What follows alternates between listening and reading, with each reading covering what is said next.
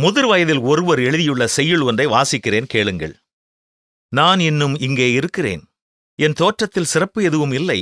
என் முகமே என் வயதை காட்டுகிறது.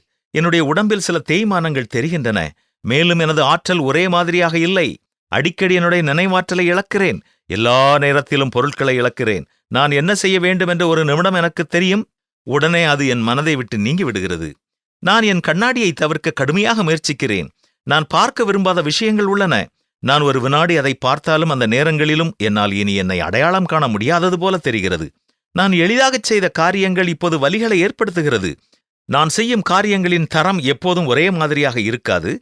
நான் எப்பொழுதும் என் பழைய சுயத்தை என்னுடைய அந்த இளமையுடன் ஒப்பிடுகிறேன். நான் யாராக இருந்தேனோ அதைக் காணாமல் அதிக நேரத்தை வீணடிக்கிறேன் என்று எனக்கு தெரியும். ஆனால் மக்கள் எப்படி என்னை பார்த்தாலும் உண்மையில் எனக்கு வருத்தமளிக்கும் விஷயம் என் தேய்ந்து போன உடலின் கீழ் ஒரு வயதான மனிதன்தான். என் இதயம் இன்னும் முடிவுற்ற அன்பை உணர முடியும். மற்றும் சில நேரங்களில் அது இன்னும் வலிக்கிறது.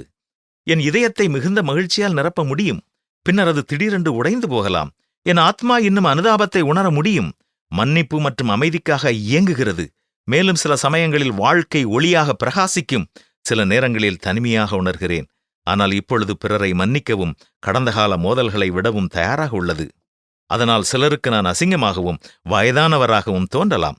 ஆனால் உள்ளே இருக்கும் அழகை உணர்ந்து இன்னும் அமைதியாக இருக்கிறேன். மேலும் எனது மதிப்பை நிராகரிக்கக்கூடாது. அதனால் வலுவாக இல்லாவிட்டாலும் அழகு இல்லை என்றாலும் அது உண்மைதான். நான் இன்னும் இங்கே இருக்கிறேன். வாழ வேண்டும் என்று நிறைய விரும்புகிறேன். மேலும் இந்த உலகில் என்னைப் போல யாரும் இல்லை என்பது எனக்கு தெரியும். இதுதான் முதுமை என்பது எனக்கு புரிகிறது.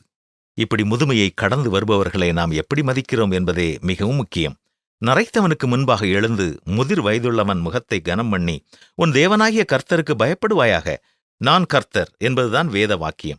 முதிர் வயதினரை கனம் பண்ணுவோமா?